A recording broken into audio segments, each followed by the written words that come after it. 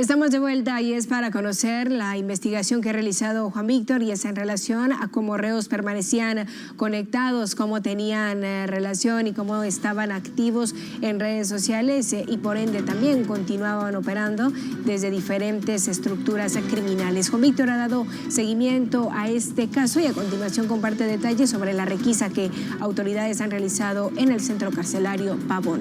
Juan Víctor, buenas noches. Alejandra, un placer. Buenas noches, amigos televidentes. Creo que es importante resaltar cómo el intercambio de información entre unidades de investigación de la Policía Nacional Civil y la participación del Ministerio Público y el sistema penitenciario ha generado un golpe concreto a estructuras dedicadas a la extorsión. Usted va a ver en pantalla una organización que a principios de los años 2000 y durante el transcurso del tiempo fue considerada altamente peligrosa, la organización denominada los Violadores de la Roosevelt. La mayoría fueron condenados a más de 70 años de cárcel.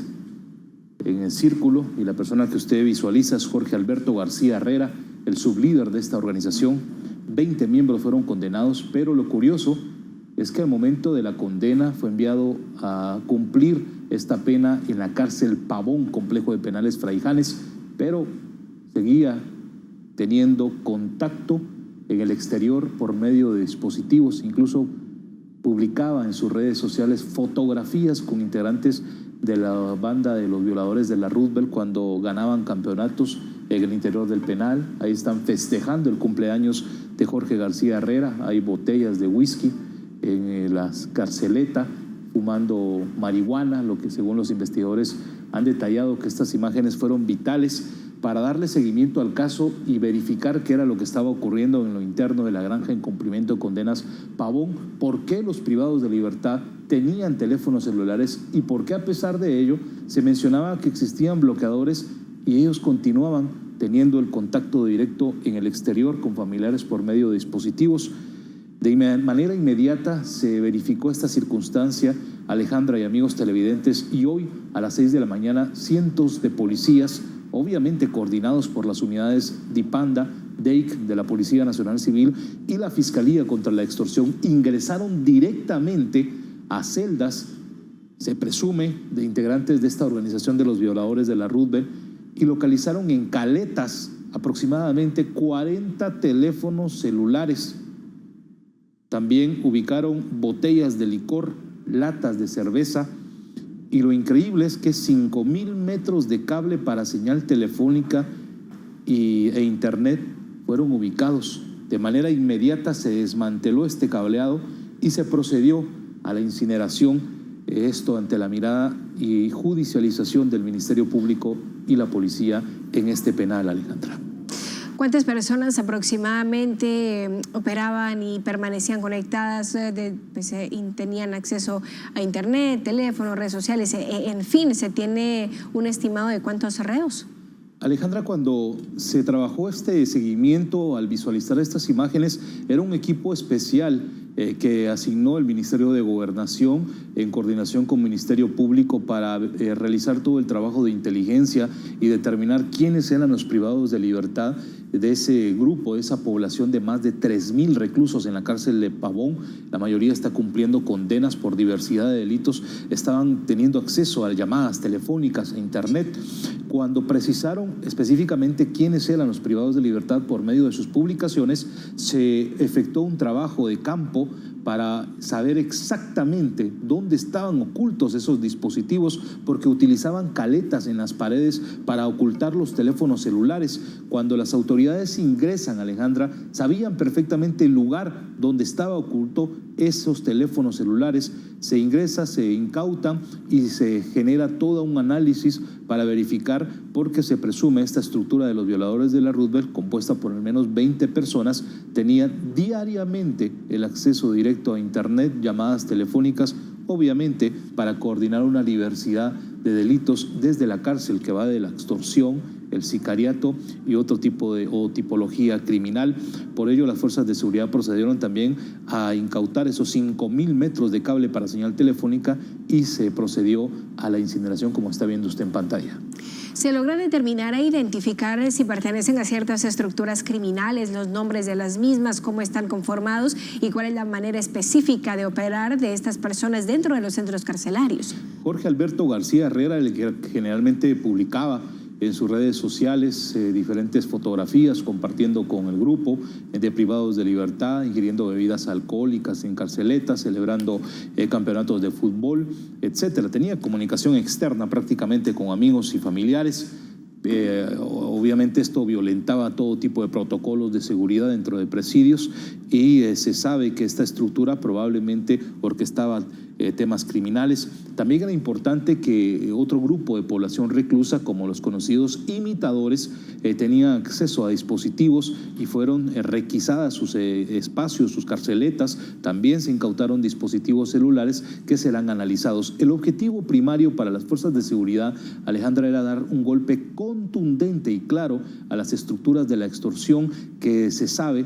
Las llamadas telefónicas, un 60% se generan desde los diferentes centros carcelarios debido a la colusión de algunos guardias del sistema penitenciario que permiten de manera muy fácil ingresar estos teléfonos celulares o chip. Algunos teléfonos los ingresan desmantelados, ya que en el interior del penal tienen tanta habilidad los privados de libertad que los arman en cuestión de una hora, un día, y ya generan todo el tipo de recurso para distribuir dispositivos e incluso lo ven como un negocio, Alejandra, el alquilar llamadas telefónicas en el interior del penal y tener acceso también a Internet. ¿Qué resultados esperan las autoridades tras estas acciones? ¿Reducir el delito de la extorsión? Por ejemplo, ¿qué podríamos nosotros esperar en un mes, en 2 meses? ¿Qué resultados son los que se esperan? Fue impresionante, Alejandra, cuando se generaron las imágenes en el interior del penal Pavón por el operativo que estaba realizando de manera institucional el Ministerio Público y Policía. Los guatemaltecos lo vieron con buenos ojos, este acto positivo de la incautación de dispositivos y el quemar estos 5,000 metros de cable para señal telefónica e internet.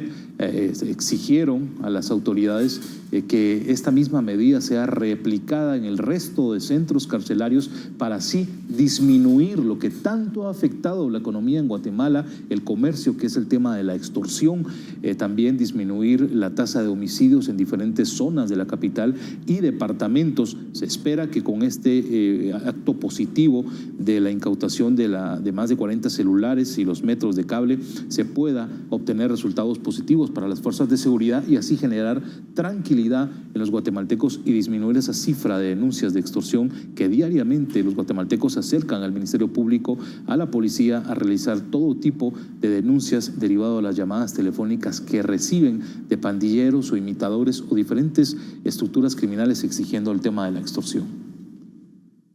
Es importante, Juan Víctor, sobre todo porque la extorsión se ha extendido a lo largo del territorio guatemalteco y para nadie es secreto que desde los centros carcelarios operan estas estructuras. Ahora bien, también están los bloqueadores de señal, funcionan, no funcionan, en dónde están activos, en dónde no, y nuevamente cómo garantizamos que no vayan a ingresar otra vez los cableados, que vuelvan a ingresar los celulares. En fin, quizá habría que considerar también el tomar en cuenta esta situación y que no vuelva a repetirse.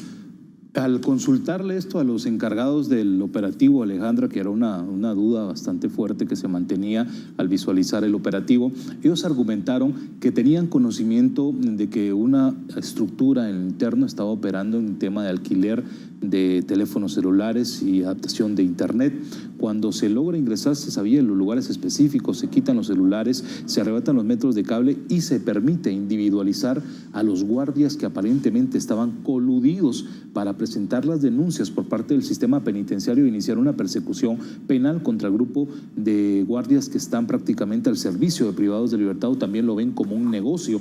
Esto permitirá por un momento disminuir el tema de las extorsiones desde los penales. Se espera, Alejandra, que se evite todo tipo de ingresos ingreso ilícito en la cárcel Pavón, reforzar los sistemas de seguridad, que fue lo que argumentó en su momento el sistema penitenciario. Ahora el tema de la señal telefónica, existen bloqueadores. Lo que no se ubica en el penal Pavón son los conocidos inhibidores que permiten bloquear por completo la señal de internet, y esto genera puntos específicos que saben los privados de libertad dónde ubicarse en lo interno de la cárcel Pavón, y ahí es donde se genera la señal por internet, y las extorsiones ya no se realizan por medio de llamadas telefónicas, ahora se realizan por señal de internet a través de diferentes aplicaciones, y esto genera a los delincuentes mantener el control estrecho para saber en qué lugar específico están delinquiendo o extorsionando. Las autoridades han agregado que los dispositivos incautados serán analizados para determinar o individualizar ya en lo externo la agrupación criminal que está operando y saber específicamente en qué lugares, en qué zonas y municipios, para generar una segunda fase y provocar capturas y llevar tras las rejas a estos criminales. Juan Víctor, gracias por acompañarnos y esperemos que se logren estos resultados que se plantean las autoridades. Es importante poder atender la demanda de la población guatemalteca, quienes demandamos seguridad en todo momento, el poder trabajar de manera tranquila. Muchas personas han perdido la vida como consecuencia de no pagar la extorsión, de no realizar este pago que finalmente se produce de un trabajo honesto. Así que esperemos pronto tener resultado de estas acciones. Gracias por acompañarnos esta noche, Juan Víctor, un gusto. Buenas noches.